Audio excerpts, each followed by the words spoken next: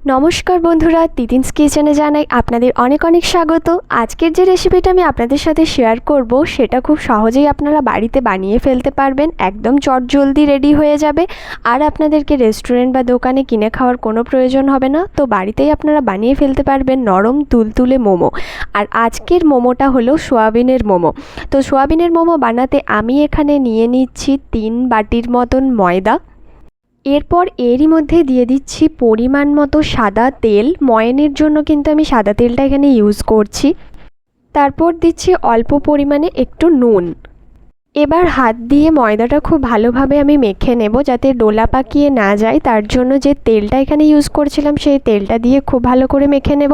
আর তারপর একটু একটু করে জল দিয়ে পুরো ময়দাটা ভালোভাবে মেখে নিতে হবে। যতক্ষণ না পর্যন্ত ময়দাটা নরমভাবে মাখা হচ্ছে ততক্ষণ মাখতে হবে। তো দেখুন এখানে কত সুন্দরভাবে নরমভাবে ময়দাটা আমার মাখা হয়ে গেছে। এবার এই এক সাইডে আমি সোয়াবিনগুলো খুব ভালো করে সেদ্ধ করে নিয়েছি। এবার এই সোয়াবিনের পুরটা বানিয়ে নেব। সয়াবিনের পুরটা বানানোর জন্য এখানে মিক্সারের মধ্যে আমি সেদ্ধ করা সয়াবিনটা নিয়ে নিলাম। এটা আগে পেস্ট করে নেব। আর পেস্ট করার পর এখানে আমি কড়াই গরম হয়ে গেলে এখানে দিয়ে দিচ্ছি পরিমাণ মতো সাদা তেল। পুরোটা কিন্তু সাদা তেলেই হবে। এবার সাদা তেলে একে একে আমি ভেজিটেবলসগুলো ভেজে নেব। তার মধ্যে এখানের মধ্যে রয়েছে ক্যাপসিকাম, যেটা প্রথমেই দিলাম আমি।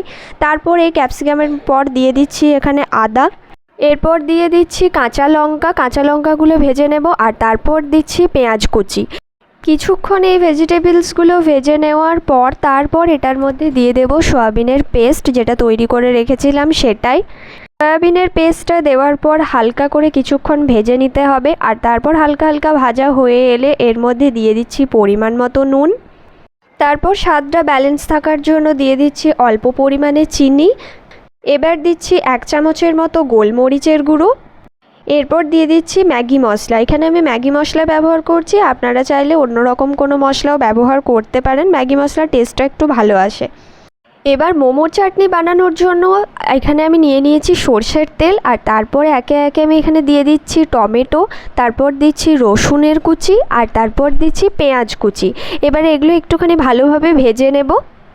একটুখানি ভাজা হয়ে এলে এবার এগুলো মিক্সারের মধ্যে দিয়ে পেস্ট করে নিতে হবে। আর এর মধ্যেই কিন্তু দিয়ে দিচ্ছি একটুখানি পরিমাণ মতো নুন, আর তার সাথে দিচ্ছি শুকনো লঙ্কা।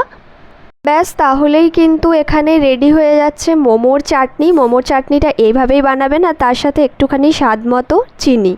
এবার আমি স্যুপটা বানিয়ে নেব। আর স্যুপটা বানানোর জন্য এখানে কড়াইয়ের মধ্যে সাদা তেল দিয়ে দিয়েছি। আর এখানের মধ্যে লাগছে হচ্ছে পেঁয়াজ কুচি, রসুন কুচি আর আদা কুচি।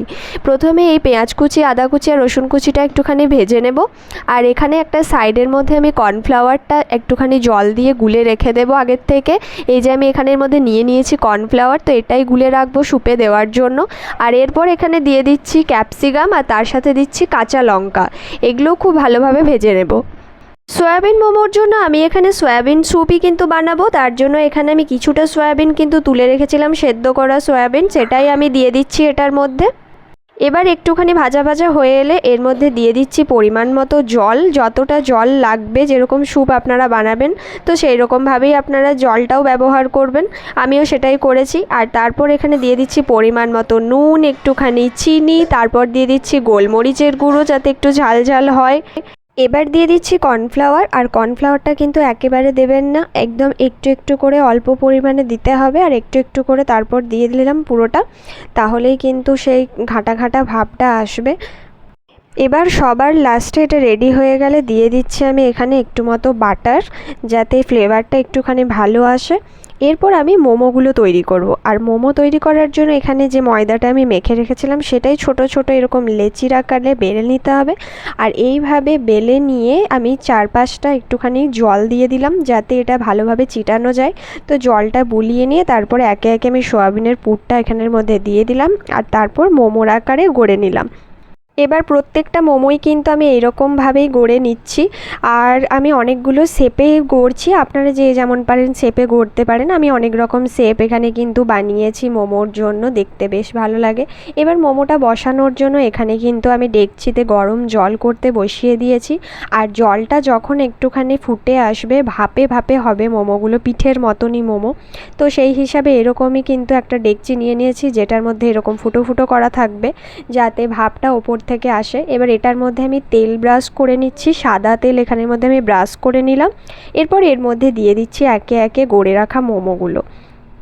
এবার মোমোগুলো দেওয়া হয়ে গেছে, এর ওপরে আমি একটা ঢাকা দিয়ে দিচ্ছি। আর এই ঢাকাটার কিন্তু এই যে ফুটোটা দেখতে পাচ্ছেন, এইদিকেই কিন্তু ভাপটা বেরিয়ে ভাপে ভাপে হবে। তো এখানে দেখুন আমি এটা 10 থেকে 15 মিনিট পর কিন্তু তুলে নিলাম ঢাকাটা। মোমোগুলো কিন্তু একেবারে সেদ্ধ হয়ে গেছে। তো মোমো কিন্তু পুরোপুরি রেডি হয়ে গেছে। আর দেখুন স্যুপটাও কতটা সুন্দর হয়েছে। স্যুপ, চাটনি, মোমো তিনটের রেসিপি কিন্তু আজ আমি আপনাদের সাথে শেয়ার করলাম। খুব জলদি জলদি আপনারা এটা বাড়িতে বানিয়ে নিতে পারবেন, বাইরের খাবার আর খেতে হবে না। আর একদম নরম নরম তুলতুলে মোমো রেডি হয়ে গেছে, সয়াবিনের মোমো। তো এটা অবশ্যই আপনারা বাড়িতে ট্রাই করে দেখুন, আশা করছি খুব ভালো লাগবে। আর যদি ভিডিওটা ভালো লেগে থাকে তাহলে please like, share and subscribe my channel. সবাই ভালো থাকবেন, সুস্থ থাকবেন।